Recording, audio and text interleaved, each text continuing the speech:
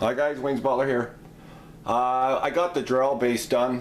We're partly done. I'm going to get you guys' opinion here in a second. I'm not going to waste too much time with this. Basically, based on my review, my view count for the review on this figure compared to my view count on my review for the Man of Steel, it's clear that this poor old Jarrell isn't getting a whole lot of loving.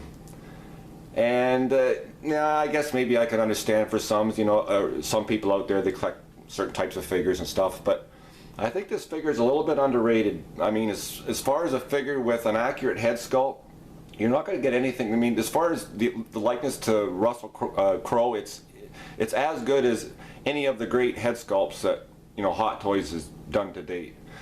So I mean, it is a figure worth having in your collection. You know, that's all I can say. You guys obviously can make your own mind up, but I got it, you know, and I'm really glad I got it. It goes well with the Man of Steel, and like I said, I'm going to be collecting this line. It's probably the only 1/6, you know, holiday that I'm going to be taking. And I've already done the review on this, so I'm not really going to redo that, but I just want to talk about the base here. I got the base done. Now, the whole diorama for this, the whole idea that I had in my mind, it was probably one of the harder ideas to come up with something that was equal to the Man of Steel base, because I mean, I still look at that and I'm still amazed by it. I mean, it just, the figure just pops off that white. I sit in here some nights and I just stare at it, and I know a lot of you guys out there who have the Man of Steel figure do exactly the same, and well worth it. But anyways, so I'm going to take you on a trip here. I'm going to go mobile. I'm going to show you the base, and then I'm going to get your opinion on something. So basically what I did, kind of started with the same process that I did with the Man of Steel. 2 1/2-inch pieces of foam board, got the piece out for the bottom, and then the second layer here, as you come around, you can see where I sculpted it. I basically just cut this shape out. I wanted something organic because it is Krypton, so there's a lot of organic shapes. There's really no straight lines, although, you know, when you're dealing with a square showcase, you know, can't have it all. But anyway, so I just try to sculpt something organic, or cut something organic out of the top piece, and then glued it on top of this second 1/2-inch piece, and then just ran clay all around the edge here, as you can see, just to merge the two areas. And just, you know, with clay you can sculpt it and move around with your hands, kind of get a basic shape. Now what's going to happen with clay, or with the air dry clay that I got, it's going to shrink and it's going to crack. But that's not necessarily the worst thing, because the essence of the shape is still there. And basically, once I knew that the clay was good and dry and good and cracked, I basically just went over it with polyfiller, filled all the cracks in, and sanded it down, threw on some of this stone effect. It was the closest color that I could get. I wanted something kind of, you know, calcified, bone-like, pulling a bit of copper highlights there to try and merge the, you know, the base and the figure. You know, I did some artistic licenses here with some of the things that I'd done, but, you know, I did the best I could. Like I said, it's not a whole high-profile figure, so I know this diorama is probably not going to get a lot of attention. This video will probably not get a lot of attention, but that's okay. I mean, I'm here to show you guys what I do and trying to help you out as much as I can, answer any questions. You know, even if just 1 or 2 guys get something out of my videos, you know, for me, they're worth doing. So that's that. So now I want to deal with the backdrop. Even though this figure looks awesome, you know, I haven't changed nothing since the review of this figure. I love this backdrop. I just love staring at it. And then actually the figure looks pretty good in front of this. But if I was going to put this in a showcase, which I kind of already started here because this is the base for the showcase, I got 2 backdrops. Now what I did the same thing that I did with the Man of Steel. I watched the first 10 minutes because I had to pick something that went with this suit. So I watched the first 10 minutes probably friggin' 20 times trying to look for a spot in the film that I could use as a backdrop. It's the same thing. I took a picture of the movie when it was paused. I couldn't, there's lots of pictures that I could have used off the internet, but the problem is he's in every one of them. And those types of pictures are good for the back of a DTOF, but when you're creating a diorama, the backdrop has to kind of merge, everything kind of has to blend in, unless he had a twin brother in the movie. You know, there can't be anybody there, or at least not Jor-El. So this is the first one. I always like backdrops with moons or suns, and this is kind of the top half of this is pretty good. You guys know I shake. The top half of this is pretty good, but you know, a lot of clashing going on here. But I do like all that. So that's one option. You guys let me know in the comment section if you're even interested what one you would pick, or not at all, or go back to the drawing board, Curtis, and pick another one, or just leave it in front of this thing, because until I get another figure, that's probably where it will sit. And then I picked this Harak, whatever, I think that's what he called it. But that creature that he flew, this was actually my first choice, and it's my only choice as far as what I have here, because it doesn't clash with the base, and it's kind of cool, and it's the creature, but I'm not totally feeling it. That's why I haven't mounted it or put it inside the case yet. So I want to kind of leave my options open. So you guys tell me which picture you think is the best, and you know, I'll go from there. And I want to take you and talk about something else. Let's see if I can do this mobile. Man of Steel.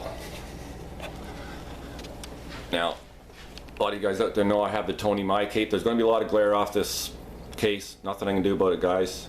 I think you get the essence of what's been done here on my other video. But I bought another Man of Steel figure, a second one. And that's the one I plan on modding. I wanted to have a backup. You know, I wanted to have a backup, and I was able to get one of these figures for retail. So how I kind of weighed it all out, I was going to take one of these figures, do the mod on, do the neck mod, do the cape mod. And if it turns out, and I like it, then that's the one I'll display. If not, if I ruin it or I don't like it, I'll use it for a custom, or I'll turn it into a Clark Kent, or I could even, you know, if I screw the suit up somehow, or I don't like the fact that the suit's all kind of tore up, I could take the suit off the body. I bet you I could sell the body underneath this suit pretty quickly. And I was going to take that S and mold it and cast it to fit the front of the Jor-El. And I could even part the figure out that I ruined. But hopefully I won't ruin it. I mean, I have some skills, I suppose, but, you know, so that's what's going to happen. So actually this figure you see here is not the figure that's been in the showcase. This is actually the second one, the one I got last week, and it's actually a better figure. The one thing I didn't like about the first one, and if you guys look in the video or in my review, you'll like when I get really close to the boots like this, you can actually see there's 2 wrinkles on the front of each boot, which I didn't like, and the soles were all crooked on it. So these boots are perfect, you know, and the whole figure's perfect. So this is the one I won't touch, because I want a perfect figure for a backup. And then I'm going to mod the other one. If it turns out really good and I really like it, you know, I could always switch the boots over. But you know, so anyways, how I have the cape posed here, this if you guys remember from the review, I wanted to do this cape pose, and I didn't think I could because of the size of the case. So I started looking at it, and I basically took the black pole. I mean, a lot of you guys are using it for the flight thing, and I'm using it to hold the cape up. Just made a little hook in behind there and just hung the cape over it, and I think it looks totally awesome. It's more appropriate for this scene that I was, you know, trying to recreate. I think it looks really good, and other than the glare coming off this showcase, this figure's never looked better. Never looked better. That's why it's, you know, I'm not really overly concerned if I ruin the other Superman, because right now this suit looks awesome. I mean, even from this angle, you can't see the pole. I mean, other than where it comes out of the base, you can't even see the pole from this angle. So if you guys want to take a chance and pose in the figure, I mean, this figure's been sitting here for, or both of them have been sitting here since I bought them, and they've never fallen over. And if it does, it's just going to fall over inside the case, not likely going to do much damage, if at all. Anyways, that's the Man of Steel. I'm hoping I stayed on that long enough because I want to use that for the thumbnail for this video, because I liked how the other one popped for the thumbnail. Anyways, we'll end up here. I want to talk about a couple things. One, I want to talk about Tony May. Hope I'm pronouncing it right. I will have to say that he is one of the best customizers, the most accommodating people that I've ever met. A few little things happened. I ran into a few issues. Not Tony's fault, and he looked after me, and you know, I was blown away. You know, blown away by his service. I can't recommend any of his products more. I got the '89 Batman cape too. That's probably a future vid. So I got that cape off him. So I can't say enough good things about him, guys. So anybody out there who deals with them or hasn't dealt with them but are going to deal with them, you're not going to deal with anybody better. I can stake my reputation on it. Anyways, that's Tony. Love you, bro. And just want to give a quick shout out. A couple new guys in the community that have kind of come to my attention. I've had a couple conversations with both of them. Two top guys. Both from the UK. I guess a couple of them were on the hangout, I think, there last Sunday. Anyways, they got a hold of me and had some questions, and we chatted it up, and I think the guys learned that I'm a bit of a chatterbox, especially when it comes to writing emails or comments. So had a couple good chats with both of them. Two top guys. One's Peter Kitching. I hope I'm pronouncing that right. And my buddy Geek Show UK, Aaron. So shout out to you two guys. I've enjoyed our conversations. And, you know, maybe I'll be on Figure Talk this Saturday. I haven't heard if we're having it or not. But anyways, shout out to Rhino for doing that. He's really gone the mile for what he's done for the community, bringing us all together. You know, like I just said, I just met a couple of great guys, you know, through that. So, good thing you're doing, Rhino. At the end of the day, it's all about the love, guys. All about the love. Wayne's Butler signing off. Peace and love to all.